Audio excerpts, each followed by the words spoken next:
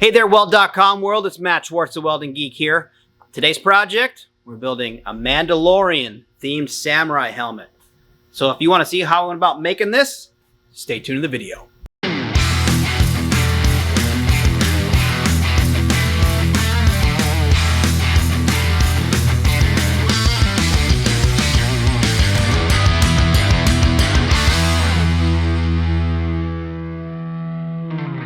All right.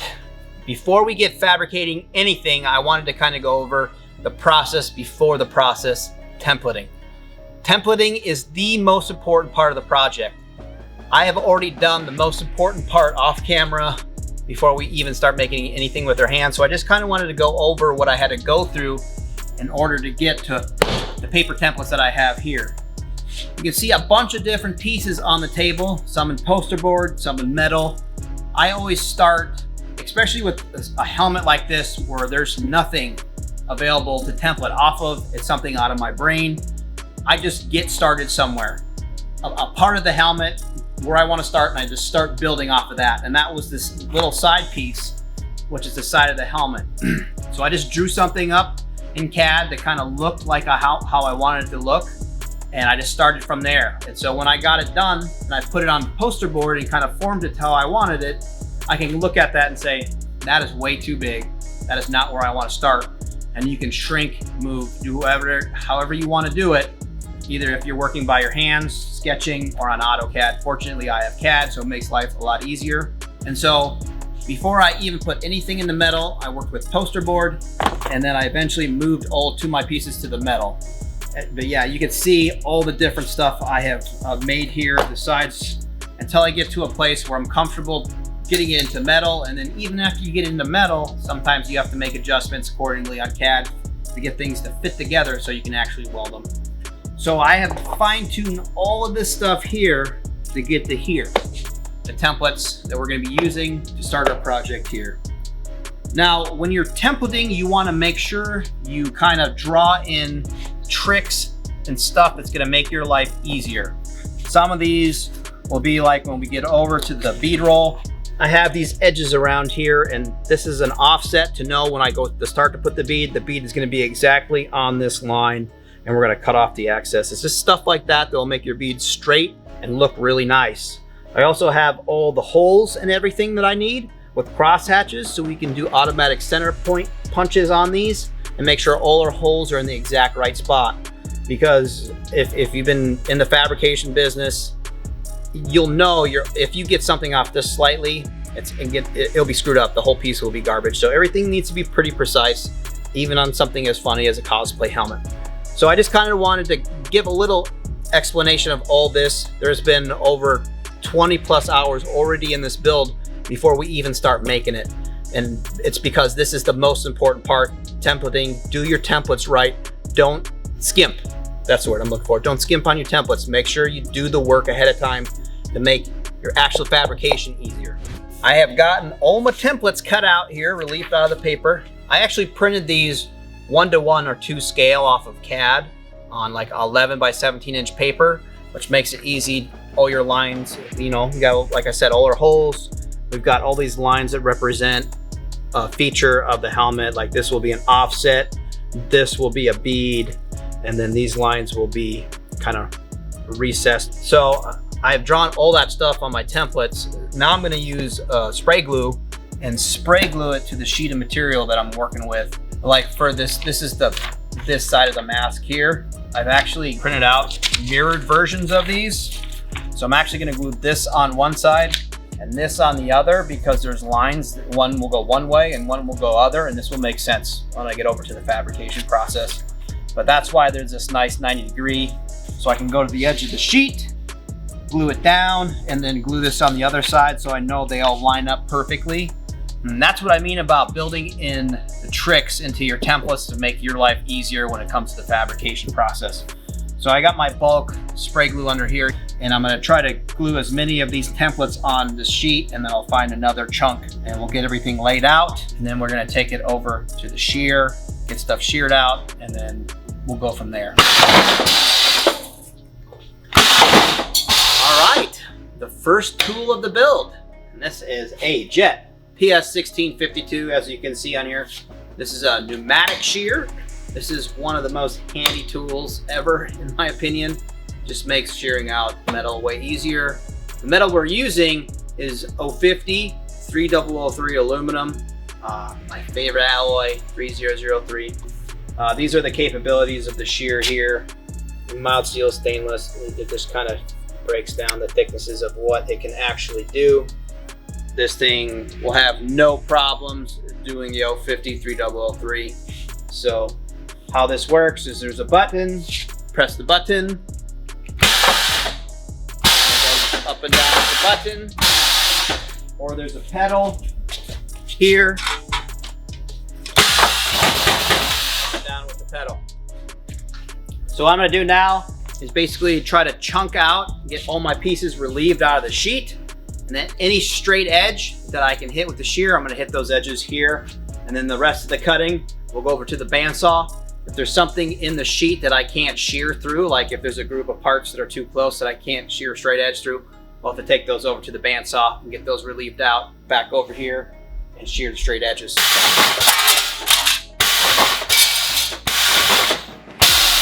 All right, I've got all my pieces kind of chunked out of the sheet here. Hopefully you can kind of see what's kind of going on and make sense. Kind of have the faceplate of the helmet. This will be the sides and the top of the helmet, the little brow piece.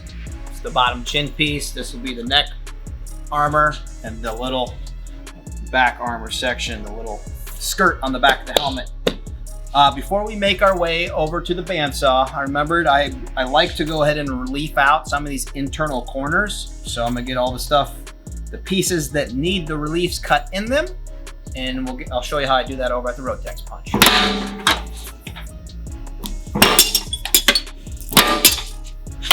This is the Rotex Punch. It's another awesome, amazing tool. It punches holes from 1/8 inch all the way up to 1 inch and 1/16 inch increments. That's a lot to say there. It also has an inch square, an 1.25 inch round, 1 3/8 round, and a 2 inch round. I'm gonna be using the 2 inch round to make my relief cuts to make it easier to cut with the bandsaw.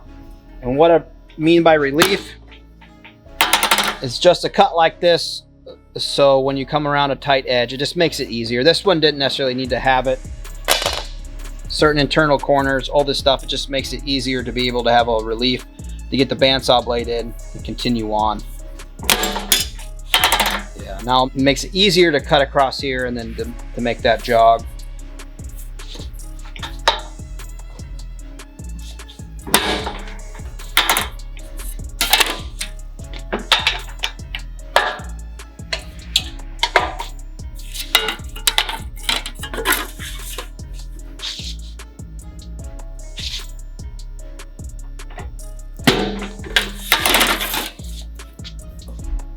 That'll make it easier to come down and then come across.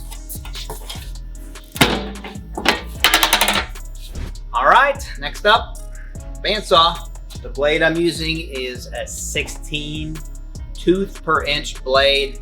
I'm running it says here around 280 to 290 RPM, rotations per minute. You want it faster for aluminum, slower for steel. This thing's gonna be moving pretty fast. I'm gonna use my iPro, Ear Pro, just because it's a little loud here. We're just gonna work our way through all of this. We got a ton of cutting, so I'm just gonna get rolling here. One thing that can be really nice for cutting aluminum on a bandsaw is wax. This is cut ease, just like a green wax. It makes cutting aluminum way easier. You just apply it by turning this on, pressing it up against the blade, and it makes it gravy.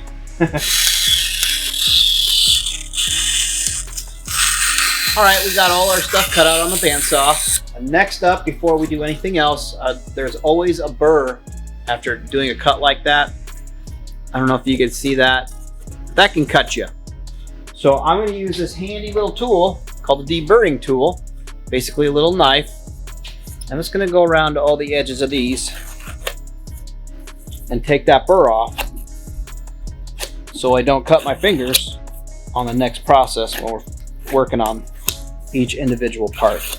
Now these aren't the finished edges.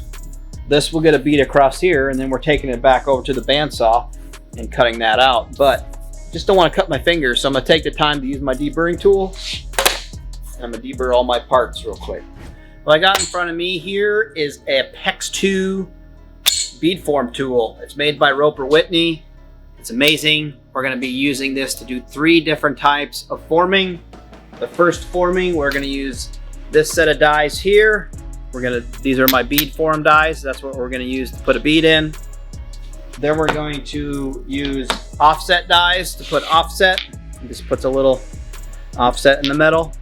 And then the edge over dies. We're gonna roll one of these pieces, we'll have an edge over. The first one we're gonna do is we're gonna do the beading. Now remember at the beginning of the video, I said you need to plan in your tools for your templates. I have planned in all of these for the stuff that I'm gonna put a bead on. It's this 1 3/8 offset. And that 1 3/8 offset on the tool, it's 1 3/8 from this edge to the center of my bead. So I know when I put this in here like so and crank it, we're gonna have a nice straight bead. So know your tools that you're working with, and you can build in tricks like that that will make it nicer, faster, and whatever you can come up with. Just makes life easier for you when you're fabricating. So we'll go ahead and put on these dies and we'll get rolling some beads.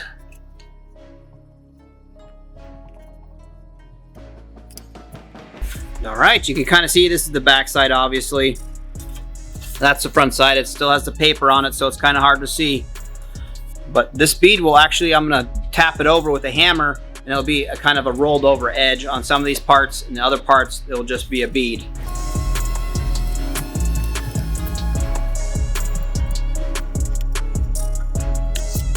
All right, so that's offset now. So when I add this piece, it'll be like that. It'll be nice and flush across there. On to the next tool. So this is very similar to this tool here. It's just electric. This is one of the OG Mittler Brothers bead rollers. The reason why I switched over to this is because I made this set of dies. But this is a tipping die. It's just going to make it so I want to draw out these lines, and I'm going to use those lines to fabricate. You can see that I have these templates on both sides. This is why I did that for this purpose here, so I can have all these lines on both sides, because this back line is going to go forward and this front lines are going to go in. So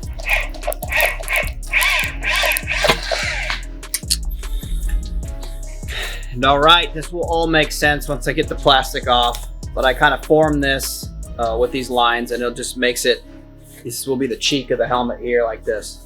All right, before we start peeling plastic off of our pieces here, I'm gonna center punch all of my little cross hatches that I have in all my parts. And this will make it easy to punch all these holes in after the plastic is peeled off. And I'm gonna use what's called an automatic center punch. It's made by Starrett.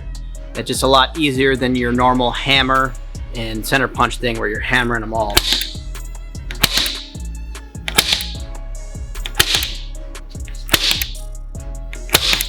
You can see that we've put beads in all of these pieces, and what I'm going to do now is I'm going to go ahead and trim on this side of this bead, get these pieces relieved completely out. These were just here to give us a nice straight bead, our little leading edge or whatever you want to call it. We also have, I guess I could kind of show it here. There's some center marks like here, here, here, here. Those are there to show me where the bends are going to go. I scribed a little line on this piece here around to show where to cut that, because I still want a little bit of a leg on this, because this piece is going to tuck and weld underneath here. These pieces are going to fit like so. These will get riveted on across here, because I have some rivets on my chest piece that I wanted to match. So now we're going to go back over to the shear off the straights. We'll go back over to the bandsaw, get all the little squiggly lines cut out. The bandsaw leaves a little burr, kind of sharp and gnarly. So I'm going to use an angle head grinder here with the Scotch-Brite wheel on it and smooth all my edges out. I'm also going to be taking my hand snips and clipping the corners. All right, now we get to have some fun. We're going to beat all these beads over, and how I'm going to do that is I have a plastic block here, a little channel. I've got 2 different types of hammers, both plastic hammers. One's got a straight, one's got a little curve. The straights are going to be for the straights. curve's gonna be for the little whoopty curves. So put some ear protection on. Got no sparks flying, so I'm not gonna put eyes on so I can see. Actually, to start with, on the straights too, you can kind of use, you got flange pliers. You can kind of get these started just by grabbing them and pulling them over. This at least gets it started going in the right direction. It's kind of a pain. Just have to get them past 90.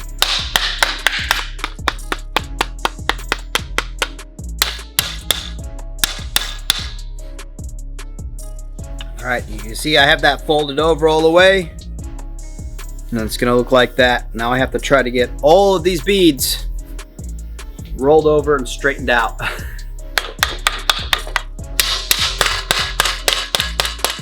Next, I have a few little bends I need to make, and just a couple pieces here. We're gonna use this 10 Smith apron brake to do that. I'm gonna set the setback of the front die here at a material thickness and a half. So this is 063, so I'll set it around 90, 95. That means where this brake is gonna break over, see where that bends? And the toe of the brake here, this distance needs to be around 90, 95 thousandths. So like I had before, the little center marks here and here to mark where the bends are gonna go. I'm just gonna put that in here. Put a slight little bend in there.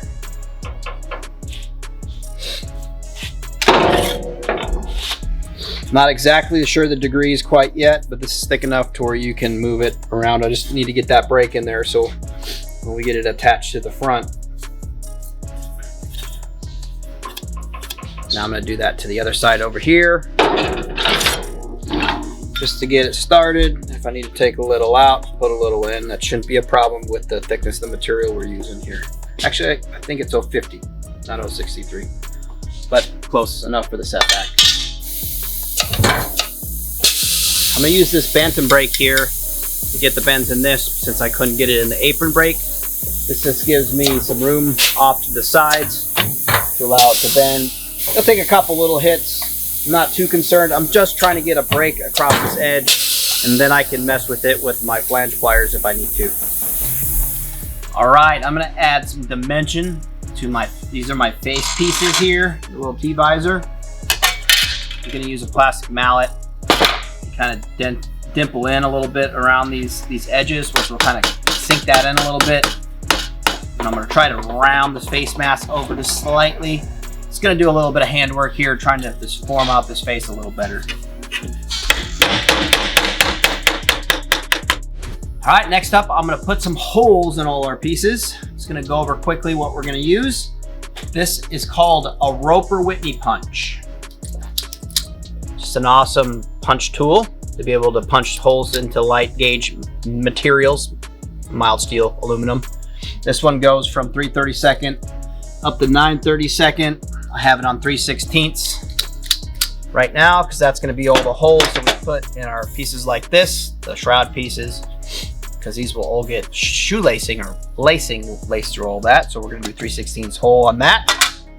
And then on these holes, I'm going to use a different one that has an 1/8 inch hole in it. That's just one always has an 1/8 inch because we always use 1/8 inch holes. So yeah, how they work is all those center punch marks that I put in all these pieces, these have a little dimple on the end that will line up with that center punch. And just like that, they lock into the center punch. And you can put all your holes in super fast. So we're doing 1/8 inch holes on this so I can rivet it to here. And we're doing 3/16 holes, everything else for the lacing. So I'm gonna go ahead and get rolling on putting a bazillion holes in my helmet here. These are the dome pieces. They'll get tacked together along this top seam here, and I need to get them shaped to where they'll fit together and all fit to the helmet. It's a tapered roll, so it'll be wider here and narrower here. I'm gonna do it all by hand on our dollies here. Nothing like specifically, technically perfect or whatever, but I'm just gonna get these two halves together. All right, I'm gonna attempt to fuse tack this since the material I'm using is 050 3003. 3003 aluminum is the alloy, and it's really kind to you for fuse tacking. So that's what I'm gonna try to do. It's just the easiest way instead of trying to hold it like this and then get this and try to tack it with rod. The fuse tack should be strong enough on 3003 to hold it. It makes life a lot easier. So start off with, I'm running a gas lens on my torch. I've got a number 6 cup 3/32 E3 tungsten, and that's what I'm running in my torch setup. This is a Speedway torch, awesome torches. 20 CFH on 100% argon. I'm gonna start my amps at 100 amps. We're running on AC current for aluminum. My balance is gonna be set at 75 for this welder, and my frequency is at 175 right now. Pre-flow, 0.2 seconds. Post-flow is at 6 seconds. That should be everything you need to know for the welding setup.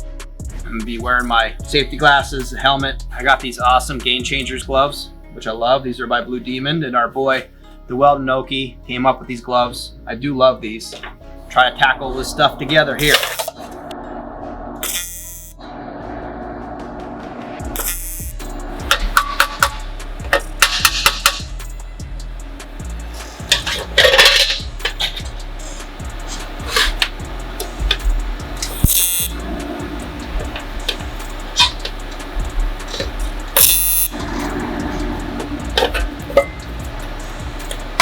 All right, next up, I'm gonna get the side ear cap piece in here. This is gonna be a pain too, so bear with me as I fight this too. I'm gonna use clamps and tack to a welding rod. So.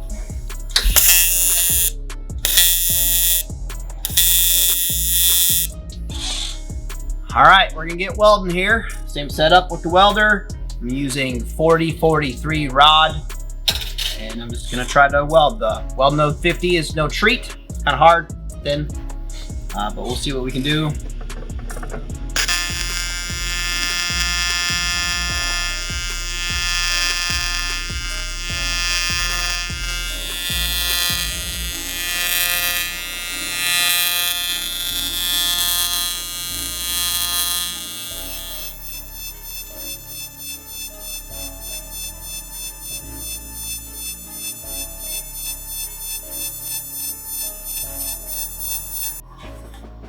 All right, this is where we're at so far.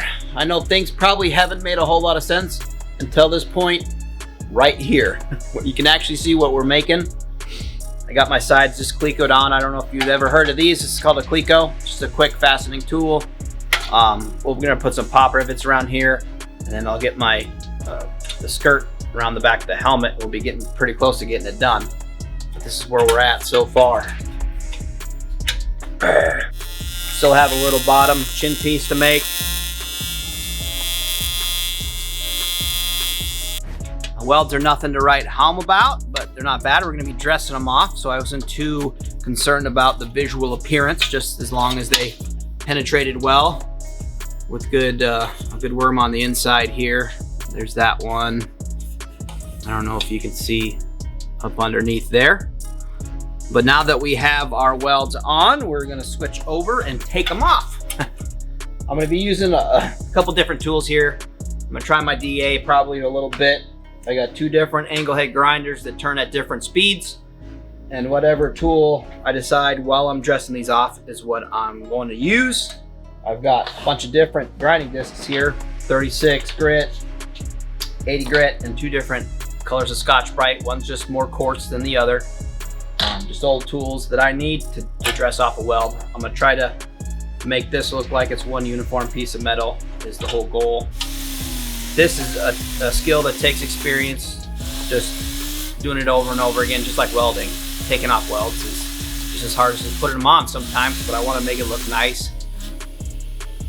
I've got a first little pass. I decided to go the DA route. You can kind of see here where we're at. I'm trying to keep a straightish line here. You can see some of the points where I didn't build up the weld far enough. That's okay though, because I'm gonna go ahead and this first pass was with 80 grit. I'm gonna do the next pass in 220, kind of smooth this out. And then I'm just gonna break this edge over and get a Dynabrade tool and go over top, and we'll just break that edge over and make it a nice kind of radius. All right, I bet you saw me use this stuff multiple times while I was dressing on the helmet. This is Cut Ease. This is a green substance, it's a wax. This makes everything grinding and cutting on aluminum way easier, way nicer. Aluminum will gall up a lot of your sanding discs, your bandsaw blades, that kind of stuff. This prevents it and make the cuts like silky smooth. I've heard of people using Irish Spring soap. You can use it, it does help, but it's nothing compared to this cutting wax stuff. This stuff is amazing. So if you're gonna do aluminum stuff, cut on it, grind on it, use this stuff. All right, we're gonna attach the two halves of the helmet together. I'm gonna be using hammer rivets. Hammer rivets are used on airplanes and stuff like that. We have a hammer rivet tool, pneumatic. It's got a little dome. The rest in the dome of this. This is a dome head hammer rivet. There are countersunk hammer rivets. We're using dome ones. You also need a bucking block to buck against. You'll see how this works here in a second. Put my ears on because this is noisy.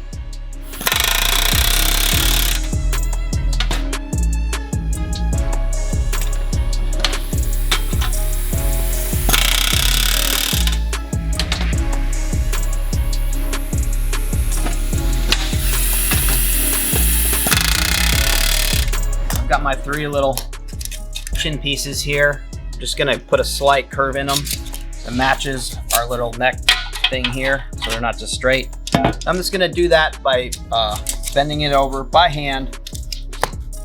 Try to line these things up centered. Doesn't have to be perfect. And this will hang under there like so.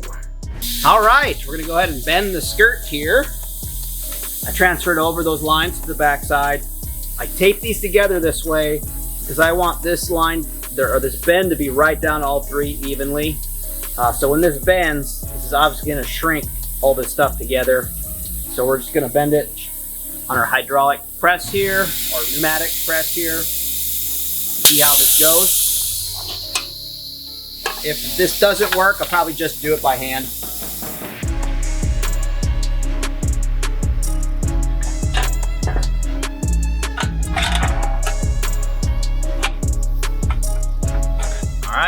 On our last step before lacing. And that is just to roll these little edges over real quick. Just gonna do it on aluminum block since we're dealing with thin gauge aluminum. These are just a little ear tags on the helmet. Give them slightly more over here on the bench.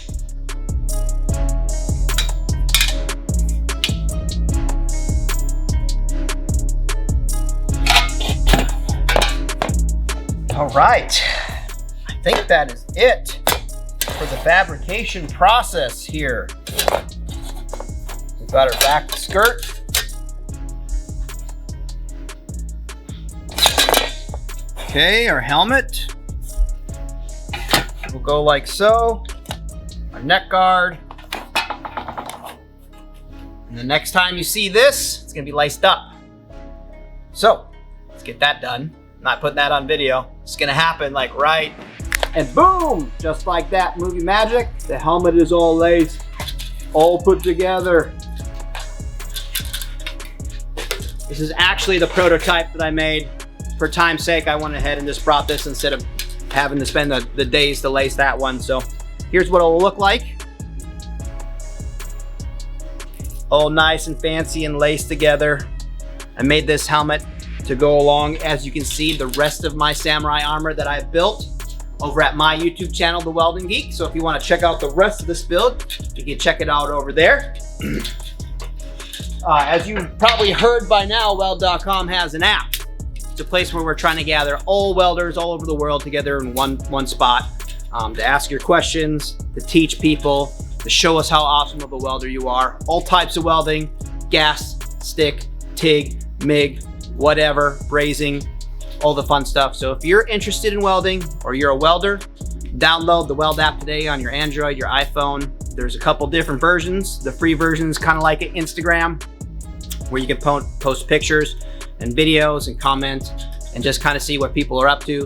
The premium version will give you access to longer edited versions of our videos, premium only version content, so videos just made for the premium version of the app. Gives you access to a weld calculator that will give you the specifications on this thickness of material, set this welder at this. We're working on that right now. There's a marketplace and a bunch of other extra stuff for the premium content subscribers. So I hope you go check that out today. Well, that was a fun build. I hope you enjoyed it. Ton of hours into that build. I've been working on it for months, so I hope you watched it all. But yeah, I think we're done, guys. My name is Matt Schwartz. I'm the Welding Geek. Thanks for watching.